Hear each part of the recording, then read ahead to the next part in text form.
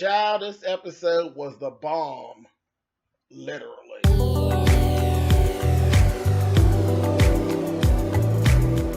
And I'm like, come on through, Cookie. I want to put my soapbox. That's basically it. Let's talk about drag and all its forms.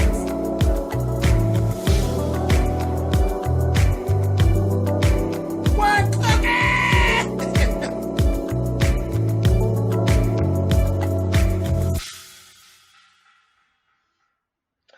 Hey guys, thanks for clicking on the video. Let's talk about Real Housewives of Atlanta, Season 9, Episode 5. Like I said, this episode was the bomb, and you'll see, we'll get to it, honey. Anyway, Cynthia and Kenya were actually having a little conversation over a cake-making little situation for Matt. Matt's birthday was coming. Kenya had a person that helped you make cakes. She wanted to do this specialized cake for Matt that looked like a Gucci belt because he lost his Gucci belt. Who the fuck loses Gucci belts? As much as they cost. Who in the fuck loses a Gucci belt? Go ahead, rich ass Matt. But, you know, sucker ass Kenya, she's making you a cake that looked like the belt and also buying you a new one to replace it. So go ahead on. Cynthia, I don't know what's really going on. Y'all know I live for like the throwback. I live for an afro. I think it's just so cute, the throwback. But this is not an afro per se that Cynthia has. This is more of a Diana Ross. It was given very much, you know, it wasn't shaped or anything. It was just that whole big whoop. You know, that was Ross, honey. That was Ross. And it was real light and airy. And I said, girl, okay. But, you know, it's Cynthia, so she could pull it off. But I was cracking up. I was like, that ain't no fro, girl. That's a poof. Now, the fro that Cynthia had on the mural that was on the wall was that Club 1 that Peter did in that first season that they were on there? Now, that afro was everything in that picture that he had on the wall. That Diana Ross, I said, girl, okay, all right, honey. All right. Anyway, moving on. Shereé and Cairo. Cairo done got his ass in trouble. He got pulled over for some expired tags, which, why the fuck does he have expired tags? Like, people, take care of your motherfucking business. Like, seriously, you get the stuff in the mail to take care of your motherfucking shit. Take care of your shit. Now, those are tickets that are just useless. You don't have to have them. That's just ridiculous. That's just irresponsible, whatever. But his ass got pulled over with these expired tags. Then he ended up with a DUI because his ass is driving and added some goddamn weed in his system. So we had this whole thing with that. Shereé was telling her how disappointed she was and made him know how dangerous at this time in this climate, little black boys, with this situation, that whole situation, she could have got a whole different kind of phone call, okay? Could have been cute ass, big ass, dead ass Cairo. So she was basically really trying to beat that in his head.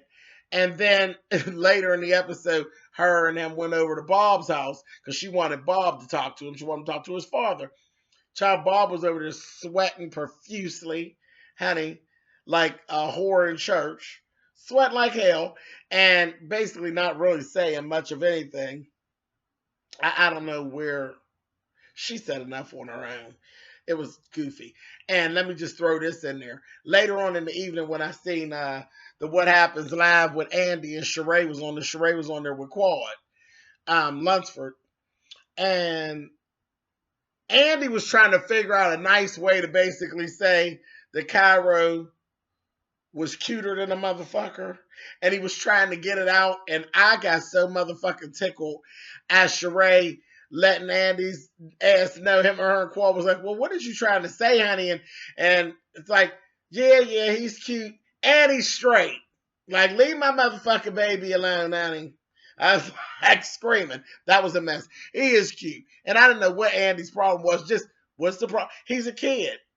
He's a kid. Well, I mean, you should be looking at him like he's a kid. I look at him like a kid. Both of Sheree's kids, they've grown up to be nice looking young adults, but I don't look at them like that. You know what I mean? It's like, are you kidding? Stop. We watched them grow up. So I didn't know why Andy was having such a hard time with just saying what he had to say. The little boy grew up to be cute. End of story. Moving on. Crazy as hell. But I laughed so hard at that shit. Sheree was like, no ma'am. No ma'am, not today, Satan.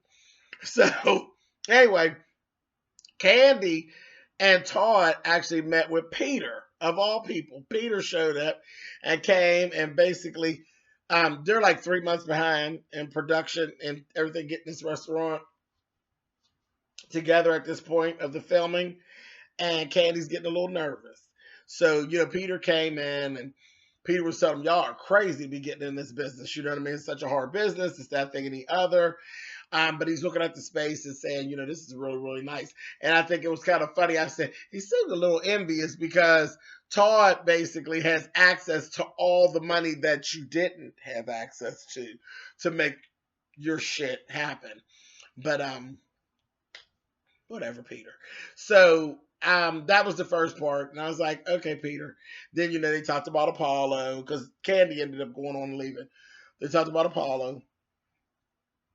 Todd was saying he wished that Apollo was around to actually see what was going on with him because he was happy with it. Todd actually said, opened up to Peter and said, I really don't want things to come in between me and Kandi because it seemed like things came in between you and Cynthia. And this is when first of all, I got really pissed off with Peter because I felt like Peter basically blamed the whole breakup on Cynthia. Well, she didn't believe in me like she should have believed in me. And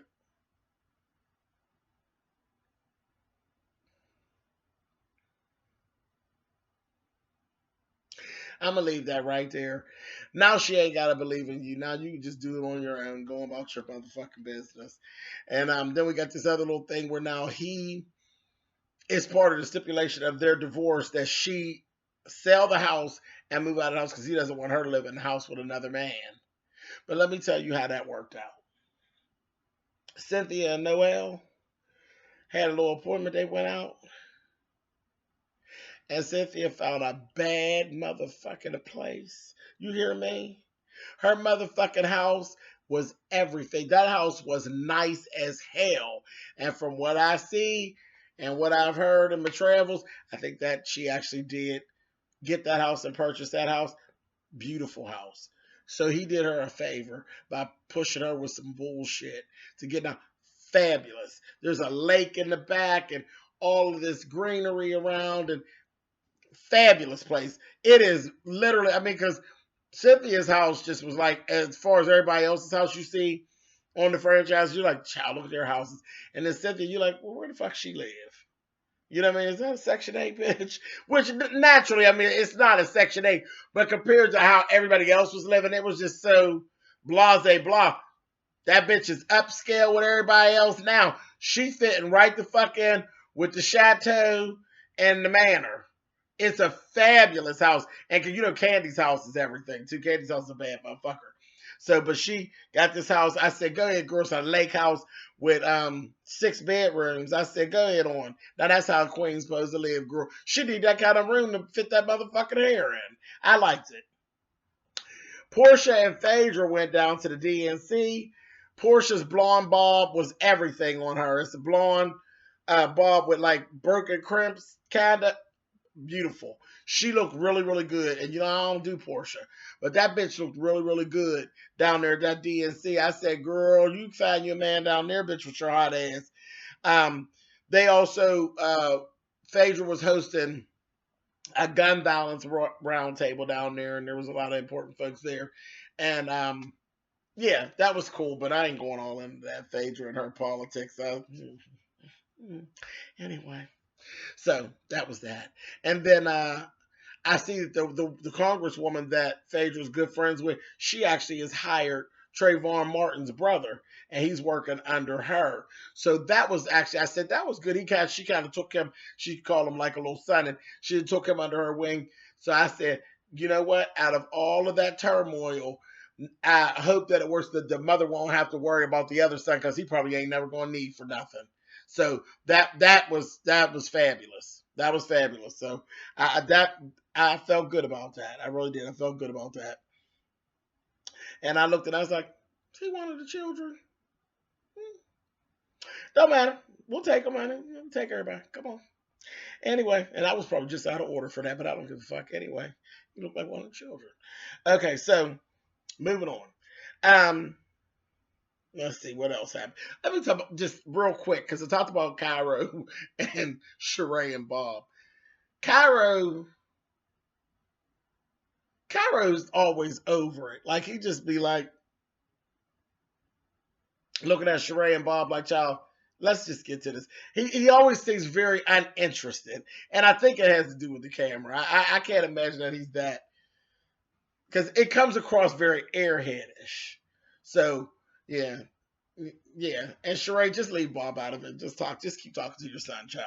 Okay, moving on. Okay, so Todd and Kandi are out at the house. This part kind of got on my nerves. In the midst of this conversation, Kandi start talking about how tired Todd was, how much work he's been putting in. And I said, "Okay, I got that." Then she started talking about his balls. His balls is funky. He ain't been washing. Now, Todd, you take your nasty ass, honey, and wash them balls, honey. Now, that's just not cute. Not at all. It wasn't cute for her to even bring it up. Because why are you even letting him be around you? Talking about he ain't washed in 2 days. Girl, no, ma'am. Not at all. Not sitting on no couches and things around here, honey. Trifling. Anyway, but Joyce come through. She grab up AJ and Ace. Yeah, Ace. She grabs Ace up and talk about, okay, I got a surprise. She done set up a little sex session for Todd and Kandi. It was weird. Very, very weird. And Kandi went on to change clothes, and Mama Joyce was like, "Yeah, I need to borrow that outfit from you. It had the size cut out. Maybe not, Mama Joyce. Maybe not, girl. They done read your motherfucking wig last week. Honey, we not going to watch you with no 70s chic sides cut out, girl. That's you going too far. You know how you do. You going too far. Hold the baby and shut up. And stop setting up sex dates for your daughter. That's weird, girl. That should be asking to watch." Anyway, they were cool. They went on over there and fucked it. I guess they'd be all right.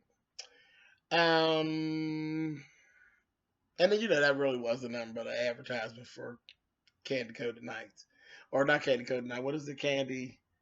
What is the fucking shit? Yeah, her dick toys. Her yeah, vibrators and things. Candy coated. Whatever the fuck that shit is. Anyway, Kenya has set up an outing on those little motor things, the little AVs or whatever they are, child. And that goddamn boy, that Matt thing went off again, banging the walls, and got mad at Kenya about some old ass fucking picture that she posted of her and Jay-Z. Matt, seriously? Seriously? You taking yourself too seriously. If you think that Jay-Z would step out on Beyonce to fuck Kenya Moore's old ass, no sir. Not gonna happen, okay? Don't worry about that. Anyway, but he done went off and he supposedly went on out of town. So she ended up being embarrassed, having a little function. RL and Lena showed up, Todd and Kandi, and then there was Kenya, and she had some friend of hers look like a big dyke. I said, "See, I told what I tell y'all about Kenya.